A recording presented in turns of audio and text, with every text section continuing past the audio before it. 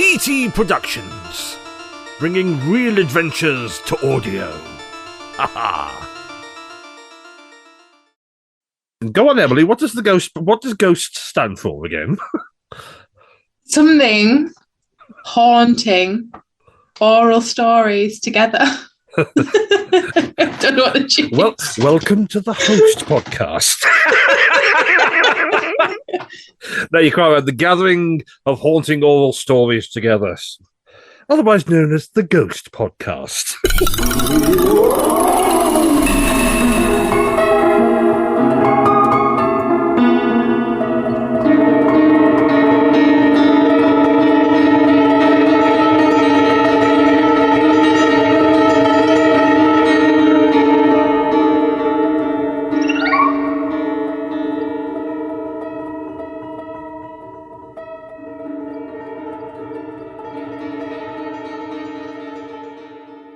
Well, I felt like I was in school then. Like my physics teacher was like, Emily, what's the answer? I don't know.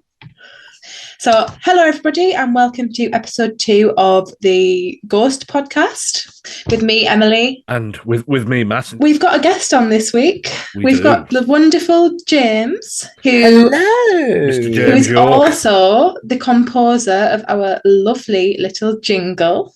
Yeah, Lightning fast composer. I mean, seriously, we were talking about the show. I was editing it. Literally, I was editing it as we were talking, and all of a sudden the jingle turned up, and it was James who did it. So yes, James is a maestro of soundtracks on audio, because he does. I'm not saying pretty much 90% of soundtracks for TT Productions. I would say so. Good. I think it's I would say now it's more 80%, but like, you know, most of the music comes from me. See, and it is wonderful music, and you act as the Queer Doctor, a wonderful Doctor Who fan series. Yes, which I have the honor of writing an episode as well, so that's going to be exciting. You have, yes, I have, yes, and many other credits to your name and other things. But today, my friend, we are here to talk about the paranormal.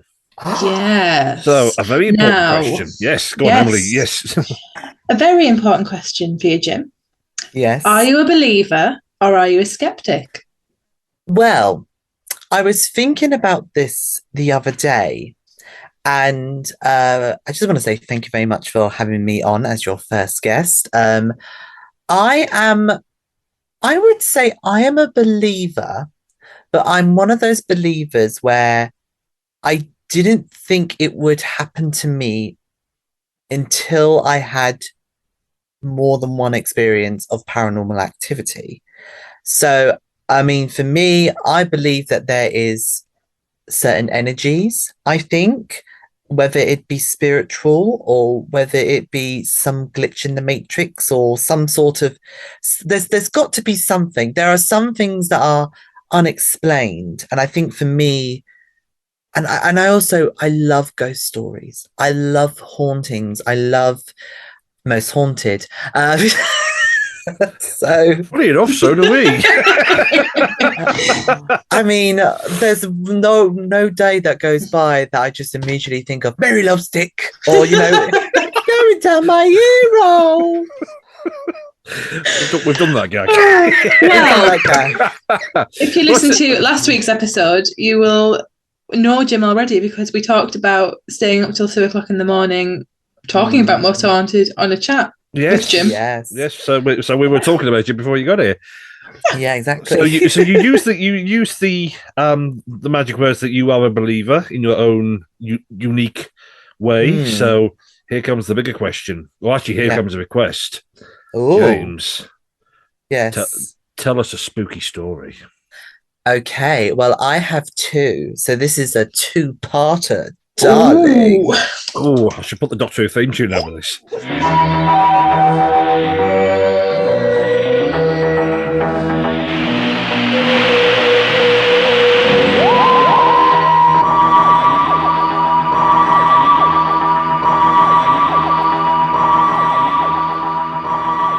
Here we go. So now where I live is in I live in Bar Hill. Um, Hundreds of years ago, before it became the village that it's known for, it was huge farming land. And so, it was mainly a sheep farming land, as far as I could believe. So you could imagine sort of, there's things going on, shall we say.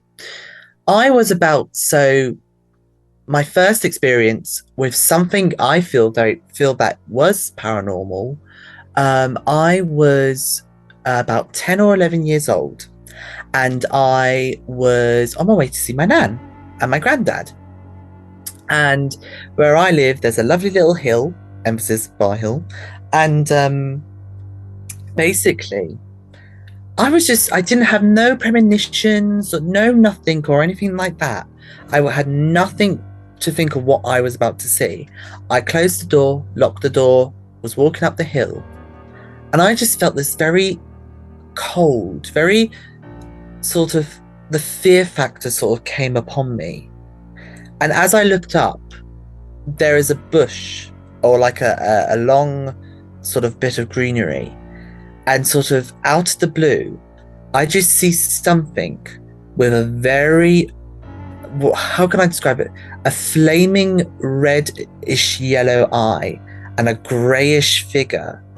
Now, I was petrified.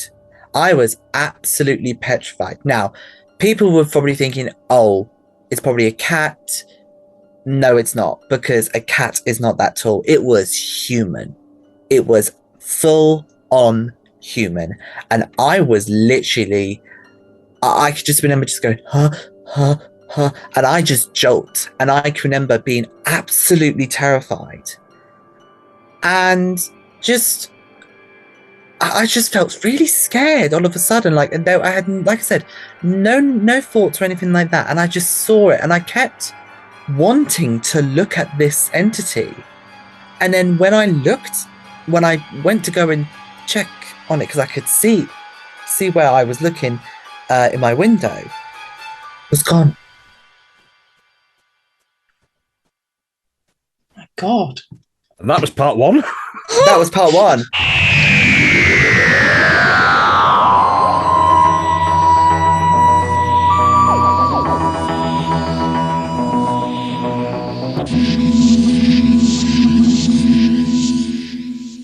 I know. So for me, I had to speak to someone about it, and one of my neighbors was very much the case of, yeah, a couple.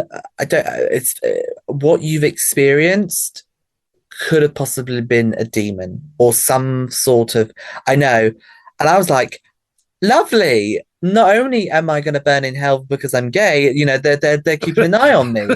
So, I'm sorry.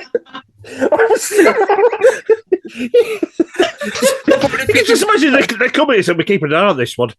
Yeah, no, they were probably thinking, glass of champagne. Yeah, they're probably thinking, Argos catalog, just like collection 666 to your collection point, please. I can just see you, Jim, with because in some Zooms you're sat with your lovely pride flag in the background, and you just see you out the window with this demon waving a pride flag. Yes.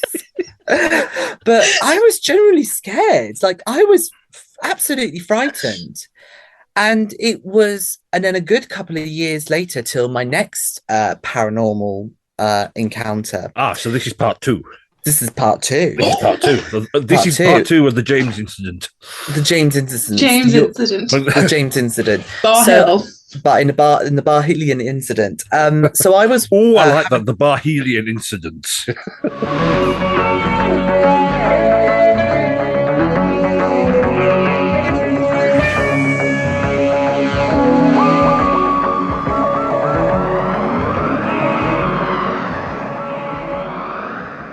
Where I live, or my side of where Bar Hill is, there's a lovely nature reserve. And there is a certain tree that, looks very, it kind of sort of grows things, but it's mainly, it's seen better days.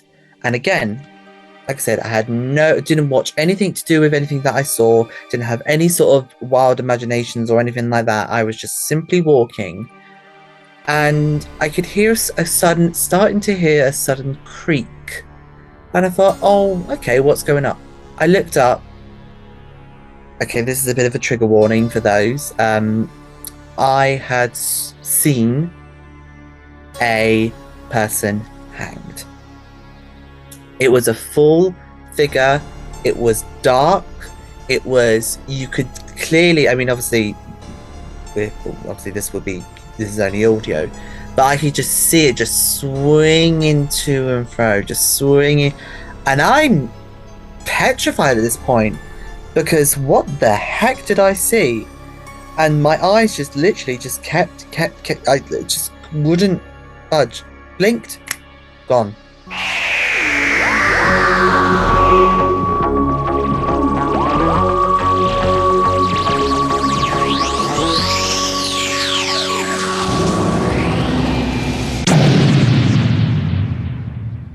So me is thinking is that because of where I live and because of the country and because of in East Anglia we have huge it's where mostly the Witchfinder General was at the time.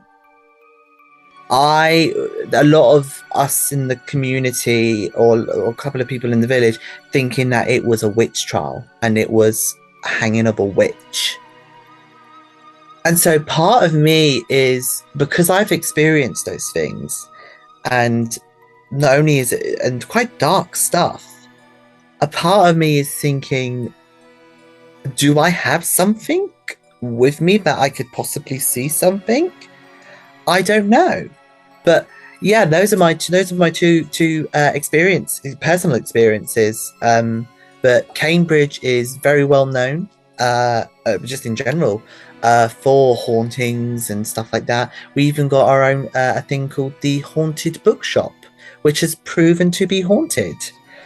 Oh, Jim, when I come visit you, can we go there? I was just saying, I must visit this bookshop. I was just saying, I've got to see this. You know, so you know, Emily. Last week we were talking about places that we were going to go and do audio ghost hunts. Yeah, I think we're just gonna camp out at James's house and just do that. Yeah, by all means. Because the thing is, Jim, right? Chambers is happy to go off on his own. I'm not happy to go off on my own, so I need somebody to come with me. You two are going to huddle together. I'm the dipstick who's going to go off and looking for these things. So you know, I'm just going to be like, oh my god, what is that? I would, yeah. It's, I believe, like I said, I believe there's something.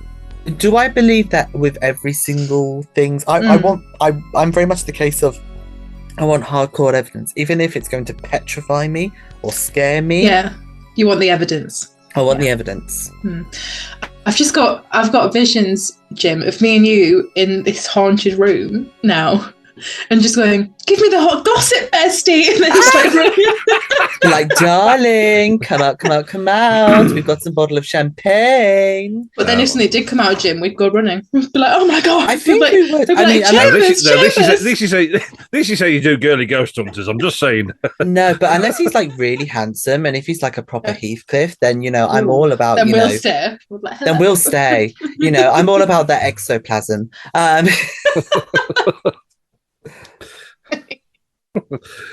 He's all about that spook. So, a question for you both. Oh, yeah. So, the Borley Rectory mystery then. I know Chambers has heard of it. Have you heard of it, Jim? No, I haven't heard. It's not something that I've personally heard of. I've heard of other hauntings or cases or stuff like that. But no, what is it about? Well, I'm going to tell you a little tale about it now. So I'm going to tell you everything I know about it, everything I've got written down in my lovely little book, and then you can give me your opinion on it at the end. Oh, okay. Oh. Are you sitting comfortably, children? Then we'll begin. Somebody put the kettle on, darling. I've got wine, so I'm here for this. Perfect. So Emily, literally handing it over to you. So Emily, take it away. Well, thank you. So Psychic researcher Harry Price referred to this house as the most haunted house in England, but we will get to more on him later. So the house was built in 1862. It was damaged by fire in 1939 and it was demolished in 1944. However, there was a rectory that was on that site beforehand, but it had been destroyed in a fire in 1841. So this was the second rectory that was built on the ground. So the first paranormal events were said to have taken place in 1863, and the family that were living there at the time just put it down to footsteps. That's all they could hear. They just heard footsteps. Okay? So they were the Bull family. Okay? So in July of 1900, apparently 4 of the daughters of the rector were convinced that they had seen the ghost of a nun in the ground around the house. Okay? The family were then convinced that they'd seen her on several occasions. Okay? Nobody else had. So others in the house had claimed to see the apparition of a horse-drawn carriage with a headless horseman. Headless horseman, very much like Sleepy Hollow, but not sure. In June of 1927, the house became vacant when the son of the first rector, Harry Bull, died. So the Bull family inhabited it for 2 generations, essentially. Okay? So it wasn't vacant for very long, because in October of 1927, the Smiths moved in. Okay, so Mrs. Smith, as Chambers already knows, was cleaning out the cupboard one day and she found a human skull. I love that, just randomly. Literally, gosh. She's cleaning around and all of a sudden opens a cupboard, there's a paper bag, and out of it is a skull. Alas, poor Yorick, I knew him well, literally like that. And he'd be like, but I'll comment about that later, because that bit has always stuck with me. So the skull apparently belonged to a young woman, okay? And shortly after they discovered this, the family then began to experience a number of incidents, okay? Servants' bells would ring, but that's not really that, paranormal, except the bells didn't have any bells in them. They weren't attached to anything. So that is a bit weird. So lights would appear in the windows and footsteps would be heard again. And Mrs. Smith also said she saw the carriage in the grounds. That carriage does turn up a couple of times in the story. Fun fact, my mother has seen a haunted carriage. Really? Yeah, at my auntie and uncle's farm. Why is it always in the middle of nowhere that the really cool stuff happens? Has anybody noticed this? It's just the look of it, isn't it? I'm seeing a pattern here. Okay, where was I? There I was. So after the Smiths had seen all of this, they did what any normal family would do, and they contacted the papers. So they contacted the Daily Mirror and asked if they could be put in touch with the Society for Psychical Research, which is the SPR. So they're still around today. They are. So several articles would go on to be written about Borley, and then Harry Price, the famous psychical researcher. Parapsychical. Yeah, we shall learn more of his wisdom later. We will. So he went to the house for the first time on the 12th of June, 1929, and he said he recorded phenomena such as throwing stones, vases smashing, and spirit messages being tapped out on the frame of an old mirror. Oh, this is getting juicy. However, these incidents stopped as soon as Harry Price left the house. I know, bizarre, isn't it? It's amazing. Even in audio, you can hear James's confusion. He's just like, "How's that work?" I'm looking at him. I'm kind of really confused, because you would normally thought in any sort of paranormal or any sort of haunting that there would be a routine, or how I feel like with any hauntings, there's a routine. And when you get parapsychologists or anyone who is wanting to contact these spirits, that's when things come alive. That's, yeah. Read on. So, Mrs. Smith believes that Harry Price falsified the phenomena. He did get the blame a lot. He did. But we'll come back to him later, because there's a bit more about him later as well. There's plenty to go, yeah. There's a lot of stuff about Harry Price that you can say. So, on the 14th of July, 1929, the Smiths left the rectory, and the people that owned the rectory had difficulty finding a replacement, as you can probably imagine. Because who would want to live in a haunted rectory? Me. However, yes, the pair of you can go and live in it. It's three fine. people here, I would imagine, yeah. As long as they're good spirits, Yeah. I wouldn't want to go and live with a poltergeist. Thank you very much. Oh no, I'd love a poltergeist, but that's another story. But yeah. Oh dear me. So, on the 16th of October 1930, Reverend Lionel Foster, a cousin of the first inhabitants, the Bull family, moved into the rectory with his wife Marianne and their adopted daughter Adelaide. Reverend Foster wrote an account of all the happenings in the rectory from the time that they arrived until October 1935. He sent that to Harry Price. So the phenomena included bell ringing, windows shattering, the throwing of stones and bottles, writing on the wall, and their daughter Adelaide being locked inside a room without a key.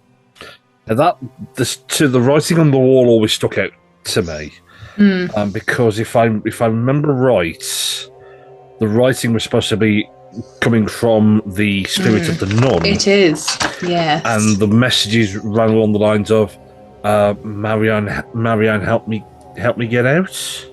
Yeah, Marianne, help me get out. Yeah. See, yeah. That's what you see. That's called homework. Well done. You did do your homework. No, it was just like, So Marianne also told her husband of a number of phenomena, including being thrown from her bed, and Adelaide was apparently attacked by something horrible, although she could not say what. Reverend Foster tried and failed to exorcise these spirits from his home.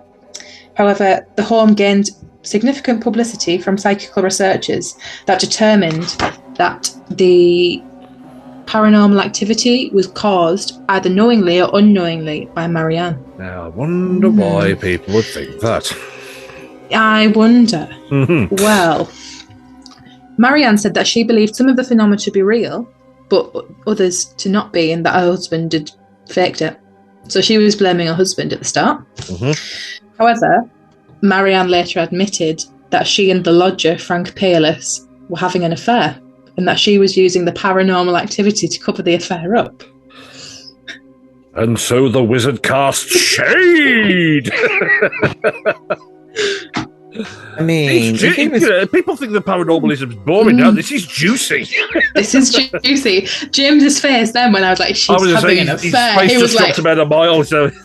I was like, Miss Thing. Are we like? Honestly, she was a Miss Thing. Apparently, she was a Miss Thing. You know. Oh, she was a vicar's wife, but she was a naughty vicar's wife.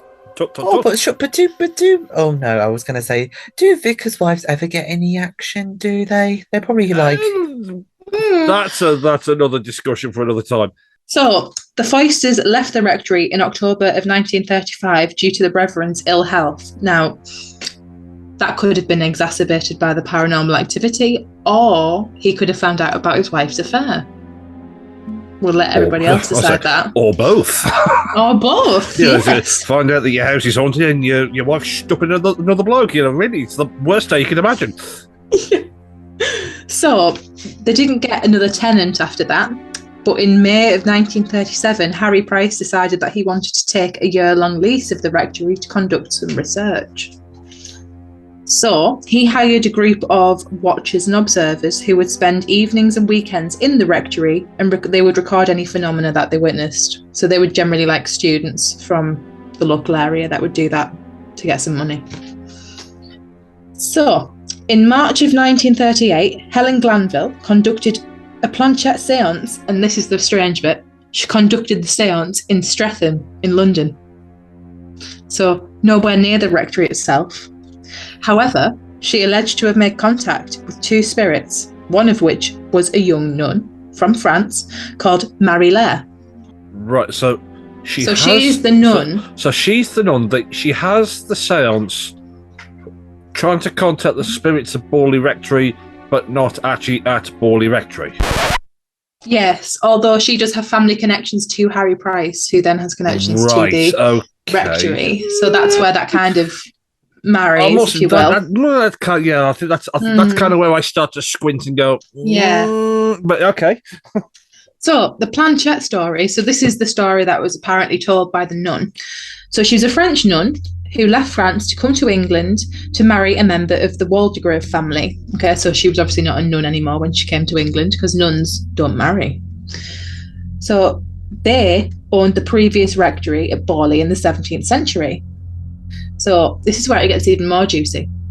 So Marie-Laure was allegedly murdered in one of the older buildings of the rectory, with her body being buried either in the cellar or in a wall. The writings on the wall were apparently written by her, and they did read, "Marianne, please help me get out." So the other spirit that came through was a man who identified himself as Sunex Amure. He claimed that he would set the rectory on fire at 9 o'clock in the same evening of the 27th of March 1938. He also claimed that the body of a murdered person would be found. However, on that evening, he did not set the rectory on fire. So on the 27th or 28th of February even, can't even read my own handwriting, of 1939, so Captain Gregson had bought the rectory. I believe he was probably intending on living in it. However, he accidentally knocked over an oil lamp that evening and set his house on fire. Yeah, now that's another bit that stuck at me, is the fact that is that one of the foretellings of disaster was that the rectory were burnt down on March 27th. March the 27th, and it was in 1938.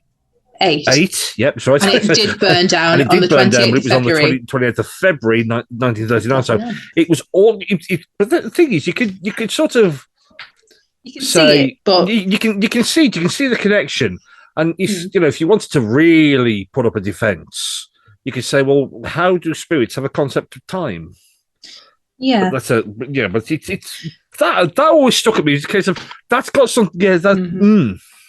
So after the fire, the house was irreparably damaged. It had spread very rapidly to almost every area of the house. And after an investigation, the fire and insurance companies determined that the fire was most likely started deliberately. But then if somebody had accidentally knocked over a lamp, then it was deliberate but accidental. So in August of 1943, Harry Price, here we go again, conducted a dig in the cellars of the ruined rectory where he found the remains of bones which he believed to belong to a young woman. However, locals believed that they weren't human, so didn't want to give it a proper burial. They figured it was a pig's... A pig. A pig, yeah. They thought it was a pig. However, the bones were given a Christian burial in a different graveyard, but not near Borley, because the locals wouldn't have it. Very odd. So, the Borley Rectory is no more. It's currently farmland and there's 4 bungalows built on there now. So you could actually go and live on the site and maybe go and see the nun wandering around if you wanted to, you know.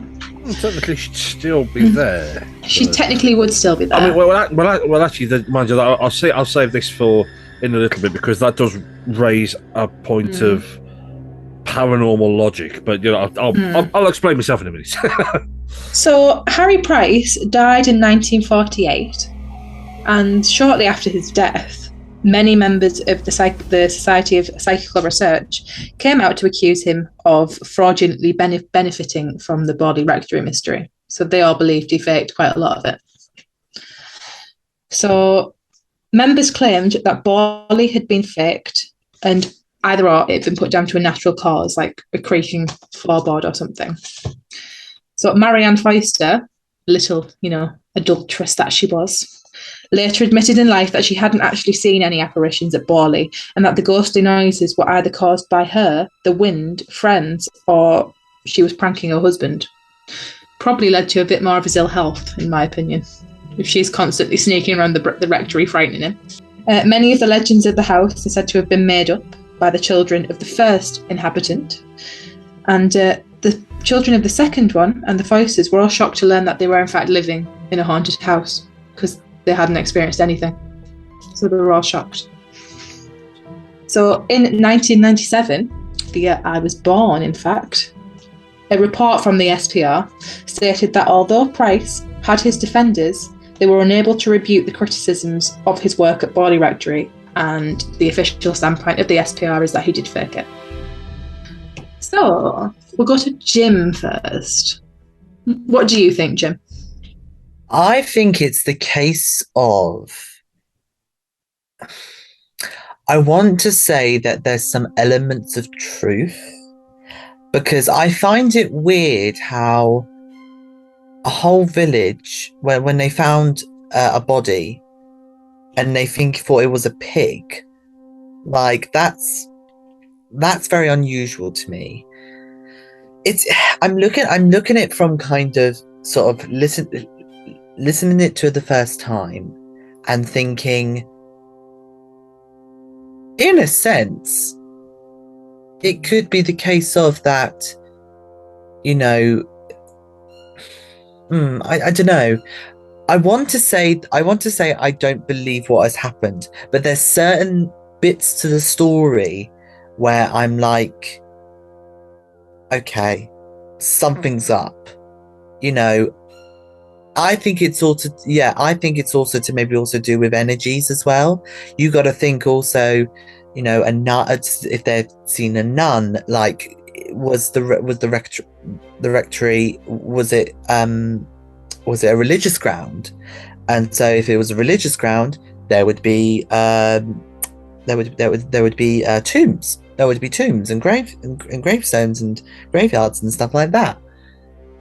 I think for me is that I think it's a great ghost story, and I think it would make a very good ITV drama. And I think, yeah, I want to say bits of it are true, but some of it, if lots of parapsychologists and a lot of the sort of paranormal world are believing that this is not real, and if the experts say it's fake, then I would say I'd want to see all the evidence. I would want physical proof, and I personally think I would like to see or hear what the residents of those grounds, what if they've experienced any paranormal activity now.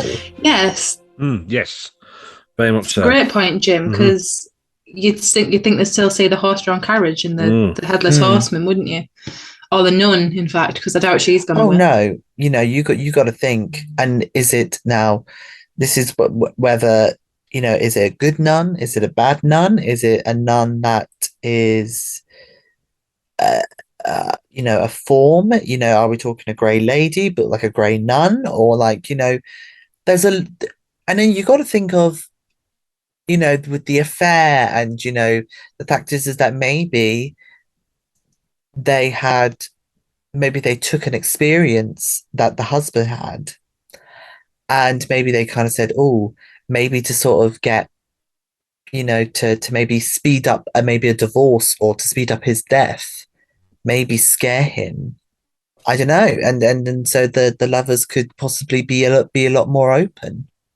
I don't know, that was on my mind when listening to it the first time. I knew I wanted your opinion on this one. I was thinking, when I was like looking through the cases that I'm going to discuss as we go through the series, I was like, I really want Jim to be on for the Borley Rectory, because when I found out about the affair, I was like, Jim will need to know this. Jim will have opinions on this. I do think it's the case of, if you had the opportunity to get rid of your husband and to sort of have your lover,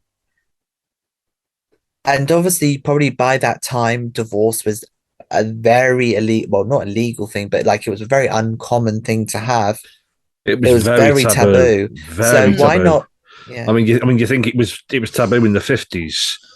It was unspoken. It was, I wouldn't say it was unheard of, but it was only something that the rich and famous could sort of do and pay to keep get away with. Whereas your normal average law-abiding citizens, it was classed as the ultimate no. I think as well, given the fact that the inhabitants of a rectory would have been going through a divorce, it would cast shame upon the community, because a rectory, for those that don't know, is where the rector lives. So the rector is the reverend of the local church, and he looks after the church. And if you have that within your rectory, then what else have you got going on in your local community? If your rector is currently in the process of getting a divorce because his wife had cheated on him. Yeah, I'm also quite puzzled and quite drawn to the message on the mirror. You know, what was it? Marianne, help me. Marianne, help me get out. So get out from where? Where is it? Was it the body or the skeletons that they found? I mean, surely you would know if it was a pig and a human. Surely you would.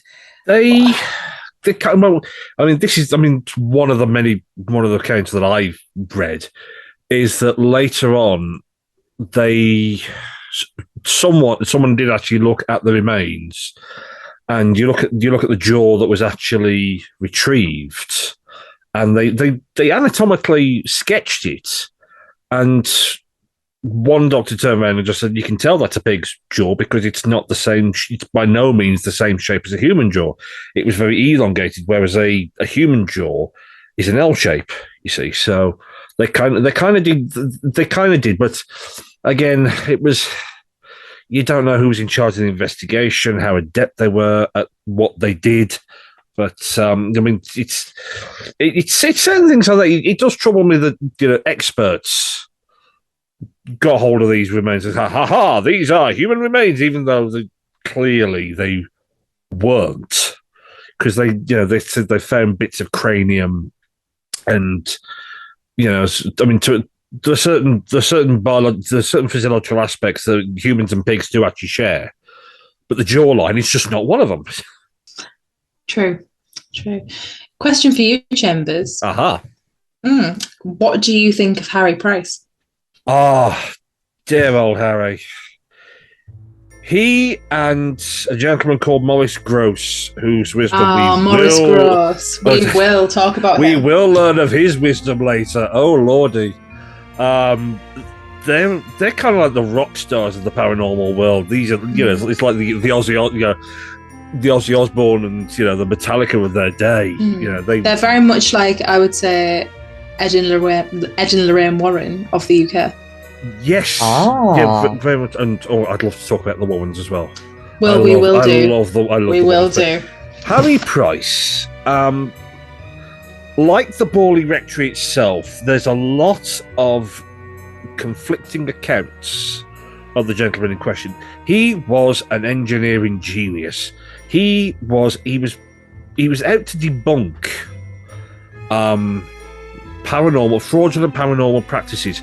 He was friends with Harry Houdini, who was an ardent anti-fraudulent techniques because of things that happened in his life. Famous believers. I'd like to do that one day as well. Anyway, that's a side note.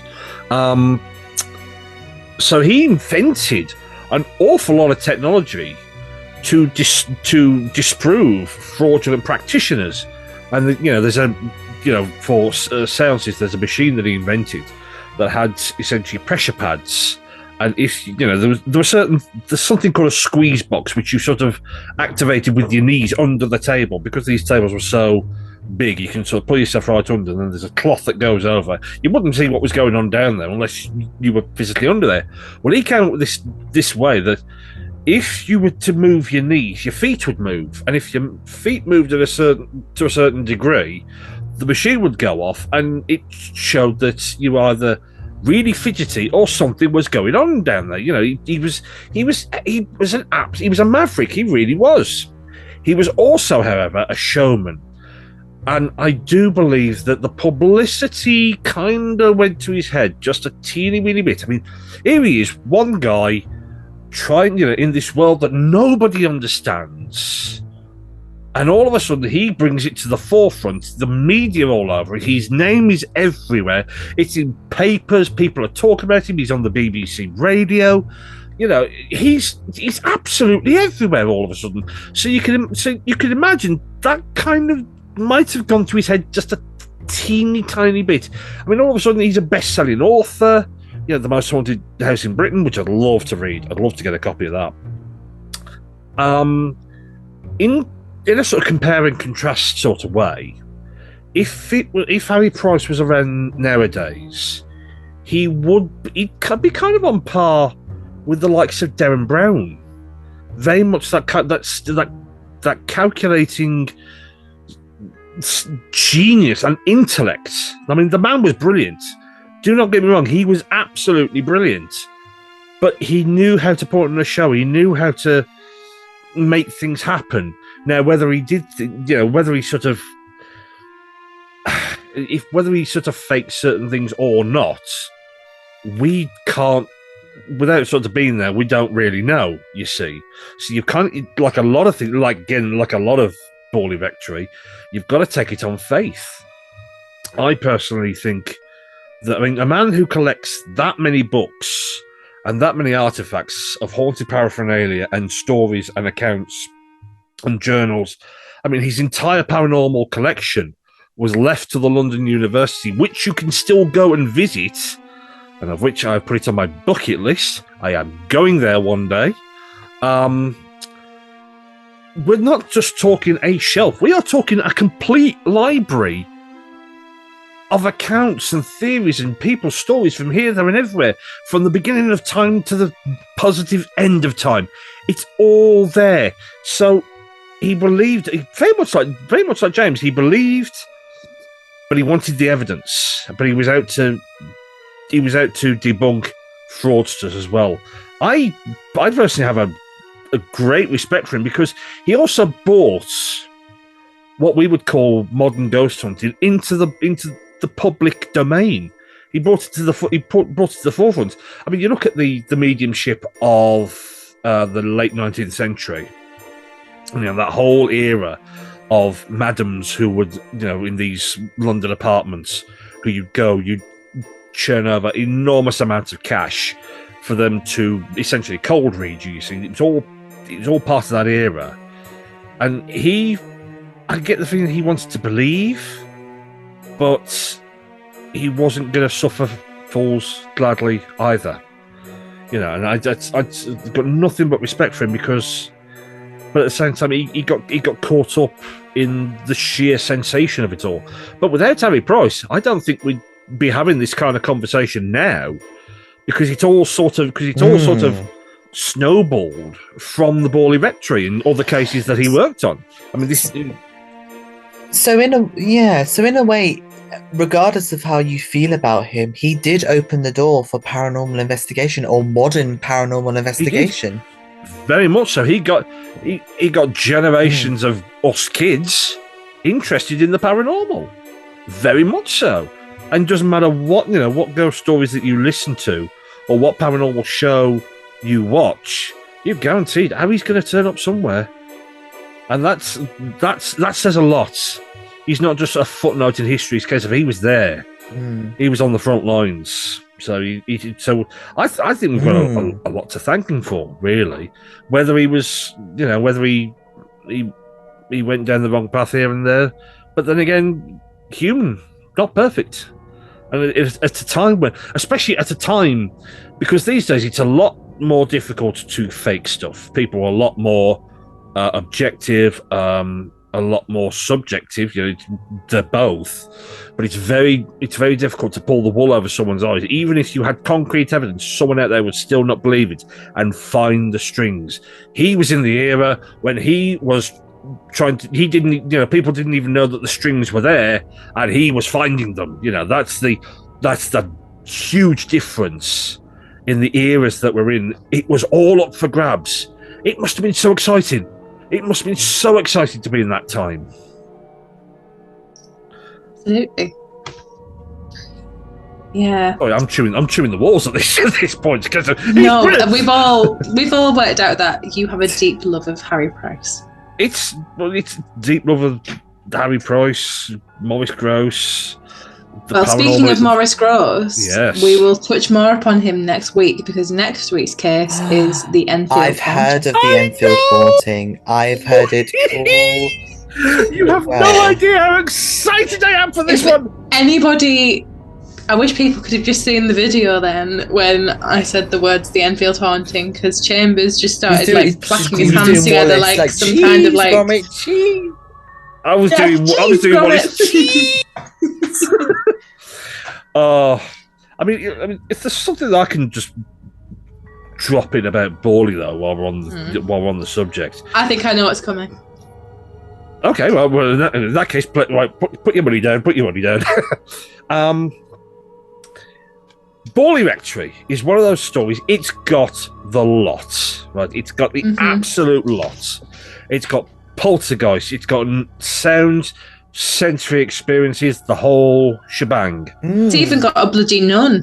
It's got a nun. It's got an actual nun. Now, point number one that I've got to raise is when Borley Rectory burnt down, and apparently activity still happens, but not as much in that area. My question to your assembled masses, because I'd love people to write in, message in and say, they think X, Y, Z, because it's not just us. I want people to really chime in on this one. Is that was the nun down to what they call stone tape theory? Did she turn up because she was sort of pre-recorded into the atmosphere of the building, or was it the ground itself?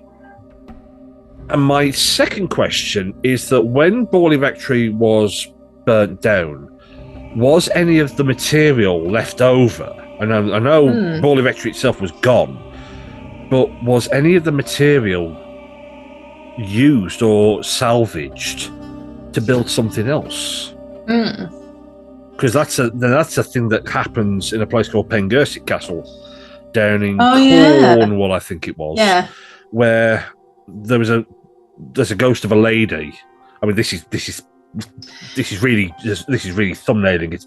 Ghost of a lady, but she never haunted that because she was attached to another property that was some way up the way, and the place that she haunted at that moment was built from the stonework of Pengersic Castle was built from stonework that belonged somewhere else. Yeah. In terms of the rest of the Borley mystery, there is something I will say about Mrs. Foyster. The queen the naughty queen that she is.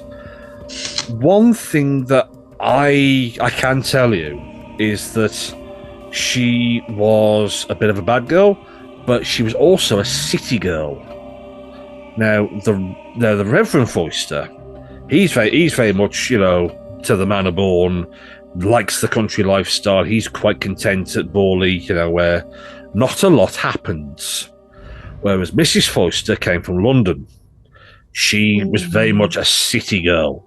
So it's reported that she was not overly enthralled about living there because compared to city lifestyle, it was pretty boring. So the one thing that I would conject, shall we say, is that yes, there are some genuine happenings at Borley, and I do believe that it is a case of it's 6 of one, half a dozen of the other. There is something very real there, and there's something very fake going on there. And Marianne admitted that she made her accounts up, but there was life before Marianne, and there was definitely life after Marianne. So she might have made things up to make life more interesting. Like I say, she was having an affair. She was trying to have that sort of city girl excitement, which I can imagine was quite prevalent at the time. So really, I wouldn't discount anything at Borley apart from what she has admitted to, because not everybody. I mean, the thing that I still keep going back to is that skull in the back that Mrs. Smith found. Who put it there? Was it meant for her to be found? Was it the catalyst to start a whole chain of events off? Is it? Yeah. There's expanded fiction about this. I mean, the thing is, what I love is there's expanded fiction out there about Borley, And there's a low budget film with dear old Colin Baker in. Yes. Which I think we're going to do an episode where we come back to this and we've watched everything and we've read everything and we've come back and said, well, actually, let's see how it all ties up. That'd be nice. And Terence Dix, I don't know, what is it about Doctor Who and Borley? They seem to marry at the moment. So I said, Colin Baker did the short film. Terence Dix wrote a book. He did a kids' book about Borley, which I've ordered off eBay. So that's going in my to read pile. So it's amazing. It all inspires an entire generation of people to carry on and keep asking these questions.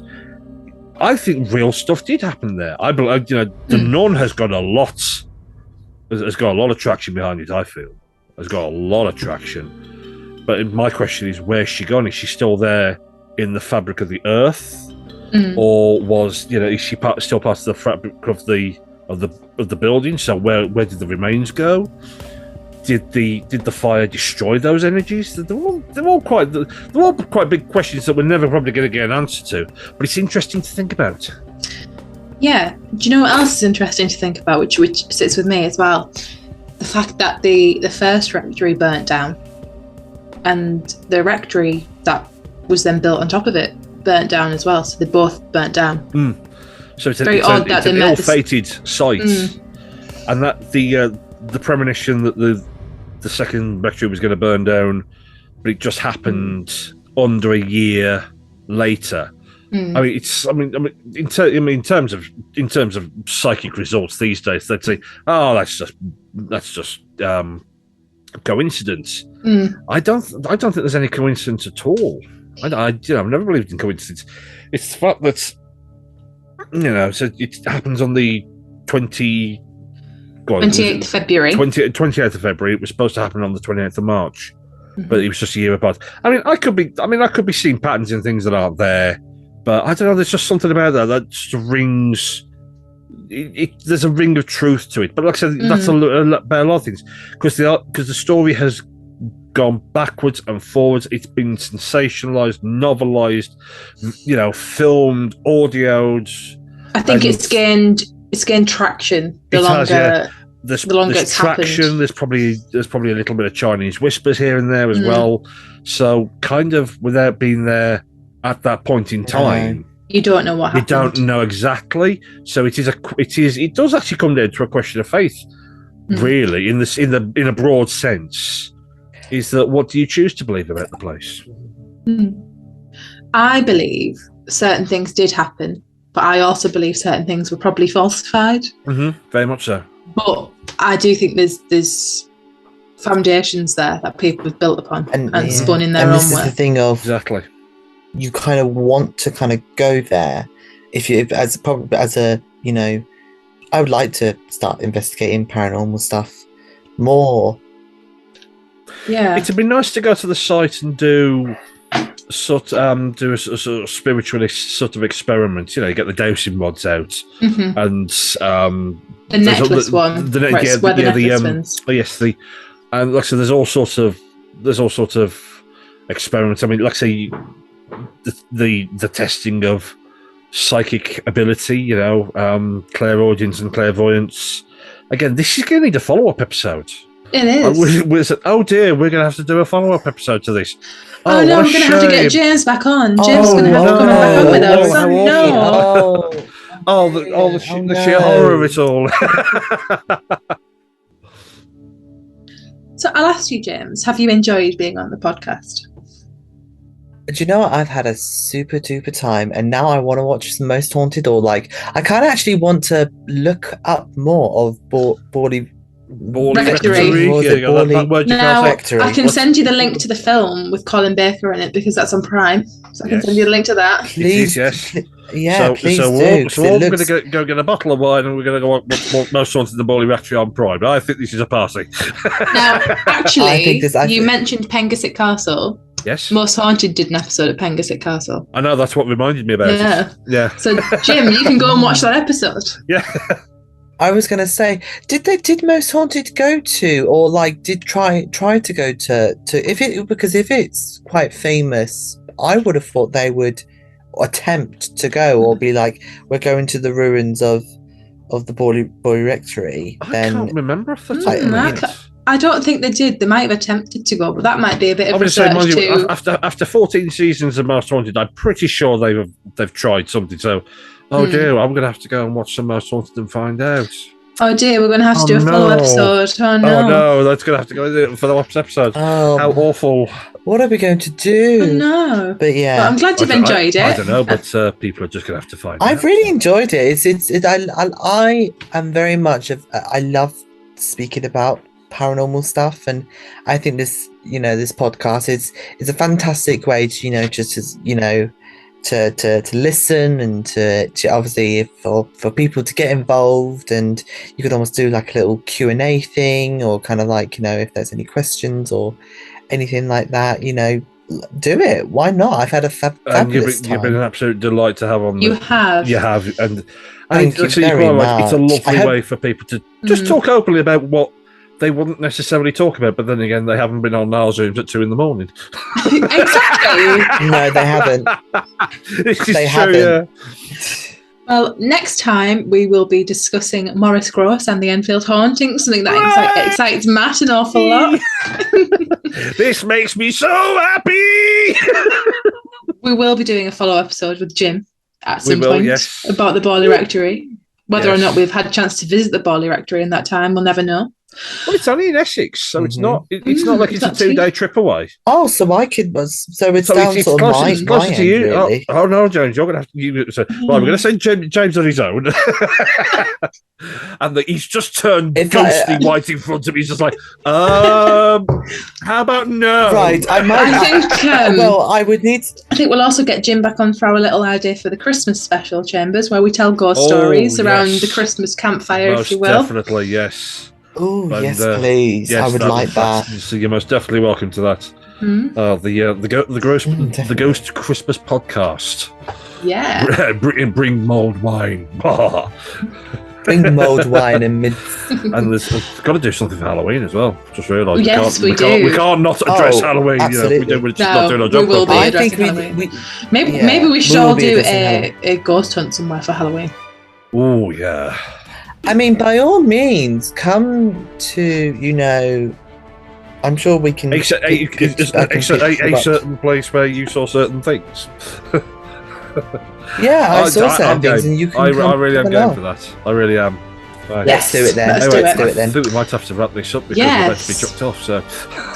So thank you very much for joining us for episode 2 of the podcast, The Gathering of Horror. No, wait for it. No, you Gathering- got the first. You got I've the got first it, one I've right. got it, Go on, hang you can do it. You can do it. The Gathering of Haunting Oral Stories Together podcast, Yes! or the Ghost Podcast. The Have I Ghost got it Podcast. right? Yeah. Yes. And thank Oh. you very much to James York for being our inaugural thank you guest so and our much, mate. amazing maestro. We love you very much. Thank you very much. No, thank you. Love you all. Love you all. Thank you so much. And please stick around with this podcast because there's plenty more coming right you your have way. no idea. I know. Okay, Thank you, people. Bye bye all. Bye bye. Bye bye.